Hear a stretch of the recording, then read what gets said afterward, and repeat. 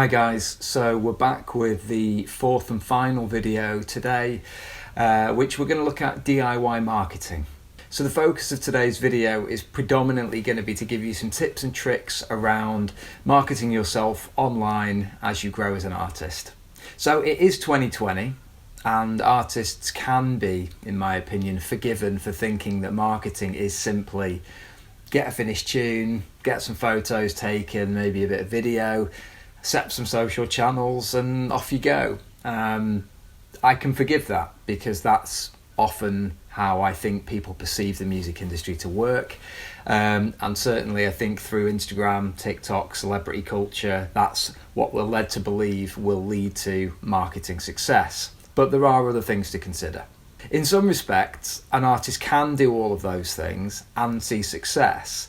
But I do believe that will generally be down to two things. It'll be down to having a great product, i.e. some amazing music, and usually a great story, i.e. something that people can really get their teeth into and understand, something to do with the song or the artist.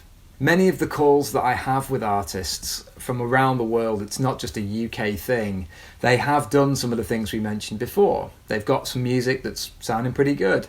They've got some photos and some video content that look pretty good. And they've got some social channels. And they're kind of ambling along and things are going okay and streaming numbers are okay, social numbers are okay. But after about 12 months, they tend to hit a wall.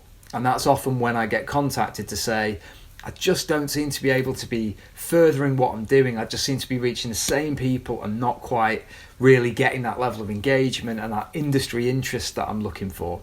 Obviously, what I recommend to one artist, I might not recommend to another artist, and I think that is important to factor in. However, there are some general tips and tricks that I do tend to get most artists that I work with to at least consider if they're having problems or they're starting out as a new artist and they're thinking ahead. A question that I like to ask every artist that I work with, and I'm going to put it to you guys now, is which artists exist in Manchester right now in the same genre as you and are maybe 1 to 2 years ahead of you? So you're probably thinking, well, why is this important to know and what do I gain from this? Understanding who is operating in the same city as you is very important for a number of reasons. At the very least, you'll be able to understand who your potential target audience is if you can see who other artists' audiences are. Additionally, if you know who those artists are who are only a couple of years ahead of you, they're the artists that you want to be approaching for support shows when we come out of coronavirus. Additionally, you'll pick up some marketing tips and tricks from those artists because you'll be able to see how well their audience responds, particularly in respect of Instagram, for example, in terms of how many comments, emojis, and general engagement that those posts are getting. A final point to consider why market research is important is you'll also gain an understanding of who the booking agents are of these artists, who the managers are, which record labels work with them. So that will give you some idea as an upcoming artist, who are the sorts of individuals you may want to sort of target and work towards engaging with or connecting with. The second thing that we need to think about is branding. Branding is one of those things that, again, people often think, well, branding's just having a name and having some photo content.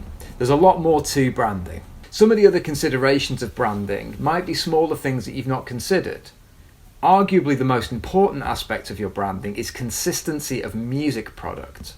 We have to remember here that you are musicians first and foremost, and that the music has to speak to people. It's not uncommon for artists to work with lots of different producers and musicians at the stage that you guys are. However, and I'm not saying to be clear that you need to work with the same people on every track, but it is very important that your mix engineer and your mastering engineer are making the track sound sonically as consistent as possible, whether you're staying in one genre or another. The quality control element of your tracks, I believe, is a very important part of your branding.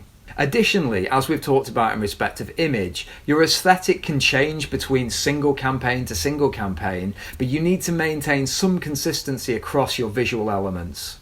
Additional smaller things in respect of your branding also need consideration. Things like how you use colour, or whether you're just going to use black and white.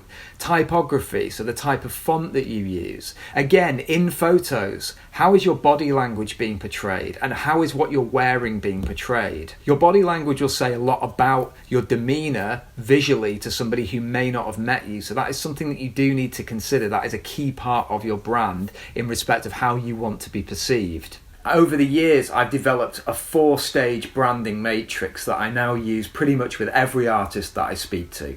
I believe the 4 stages of any music brand have to consider the 4 following things. They are name, image, sound, and message.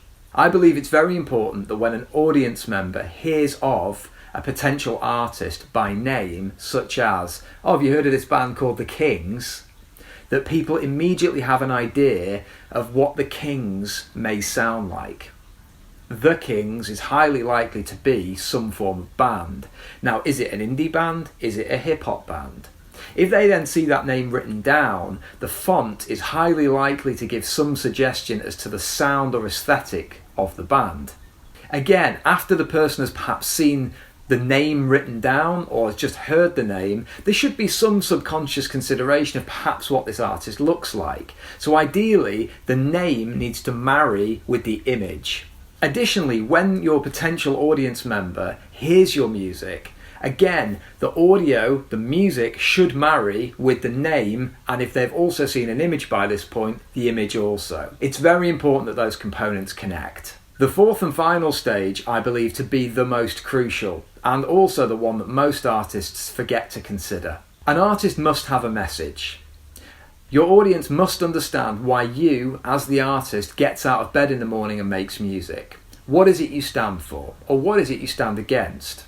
Ideally, every artist would have a consistent message that underlies everything that they do as an artist. In a branding context, we would normally think of these things as your brand values. In any other business outside of music, a brand would typically have some core brand values at the heart of everything that they do.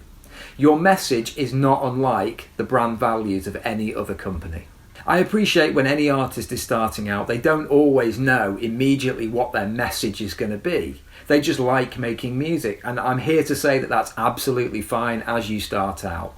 But as you go, it is very important to understand a little bit more about yourself as an artist and yourself as a person, and begin to underlay that underneath your social media promotion. A final point on the message side of things is ideally with every release that you put out, there will be a story. I've already mentioned that the ideal situation is that every great artist has great music but also has a great story. Now the message is something consistent normally that underlies everything that artist does. The story, however, can be connected to the message but would normally change per campaign. So every time an artist puts out some music, a single, an EP, an album, there's a slightly new story, there's a slightly new set of talking points as to why people in the industry and why potential new audience members should care. At present, there are 40,000 tracks a week being uploaded to Spotify internationally. That is a huge amount of noise to cut through, and I do genuinely believe if you follow the name, image, sound, message matrix, this will generally help you to stand out above the crowd. The third thing that you should consider really is promotion. Now, promotion seems like an obvious word to use when we're talking about marketing, but you have to understand that promotion is different from advertising. Promotion is about general awareness of your product or your brand. A rule that I often give to artists to try out is the 70-20-10 rule. Now that means 70% of your marketing, or probably in your case, the 70% of your social media marketing, your content, would be general awareness marketing. Your message would still be underneath there as an artist, but 70% of your content would normally be awareness-focused marketing, i.e. just getting your audience to know more about you and be aware of what you do day to day. 20% of your marketing should be focused around what other people are doing in their lives, careers, music industry. So 20% of your posts should not be about you. They should be about your competitors. They should be about your friends and family. They should be about anything other than what you do as a musician. And the final 10% should be call to action focused promotion. Now this is verging on advertising, but call to action focused marketing is about saying, hey, I have a new single out. Click this, buy this, stream this, do this. It's an action focused request. So only 10%, 1 in 10 posts that you post should be asking an audience member to directly do something. My advice is try out the 70-20-10 rule and see how this works for you. It obviously relies on you having new content, but I do believe that new content is absolutely vital in order to win the race with regards to promotion. The fourth thing that I'll only touch on briefly is advertising. So as we've said, advertising is not promotion. Advertising is call to action marketing, usually with money spent on it to reach a further audience to try and generate a specific action from them. So for example, you will see adverts in your Instagram feed for new artists, new brands, new products or services throughout the world. Advertising is trying to reach new customers normally to get them to engage with a call to action. For some of you guys, you may choose to spend some money on advertising, say a teaser video to your audience on Instagram with the intention for that video to also reach a new audience. My advice is generally to not spend a huge amount of money initially. Spend smaller amounts of money on a number of posts and see how they perform. Try out different things, different messaging, as in the caption, different types of content, perhaps a carousel of images, and then on another post some video content. Try out different things with perhaps no more than £10 to £15 to spend and see what performs. At that point, you will understand what's going to work for you. The fifth and final thing to really talk about here is public relations, i.e. what we call PR. Now, I understand that not many of you guys watching this are likely to read music blogs or perhaps even listen to the radio. So some of you may consider that the public relations aspect of what we traditionally look at as PR perhaps is a little void to you. However, I challenge you to think about this. If a member of the music industry comes across your name or your music and then goes to Google you, and the only posts that show up in Google are posts from your own social media channels, it doesn't show that the wider music industry is remotely engaged in you as a brand, and that's problematic. PR fundamentally now, I believe, is pretty much for the main purpose of to fill up Google.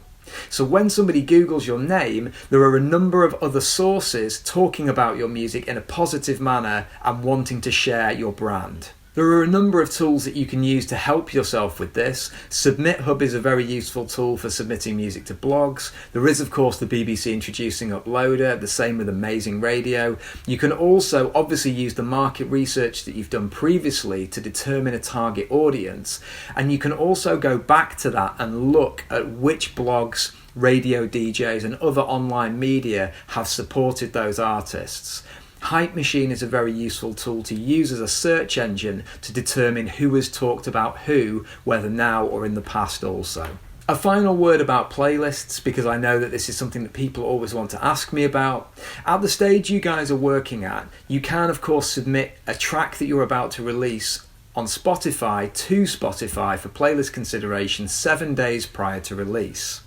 However, if you're a new artist, it is highly unlikely that Spotify will give you the love that you think your track deserves straight away. You will have to prove that you can drive traffic to Spotify before they will remotely consider you for playlists. One of the things you can do, as well as continuing to drive your social media audience to Spotify, so Spotify sees that you have an organic audience, is to also contact third-party playlists, i.e. playlists that are controlled by the likes of you and me. It might be somebody who happens to have an R&B playlist with 5,000 followers. Try and contact those people, send them your music, and then see if they will add you to their playlists. Because once Spotify start to see that bigger playlists that are controlled outside of their zone are putting you on them, that will give them some indication that the tracks are popular and that people enjoy the tracks. So I hope this last video has been useful and it's given you an insight into some of the marketing tips and tricks that I recommend upcoming artists and established artists consider. Don't forget, as mentioned before, you can always get in contact me through the facilitators of the project. I look forward to speaking to you guys again soon. Take care.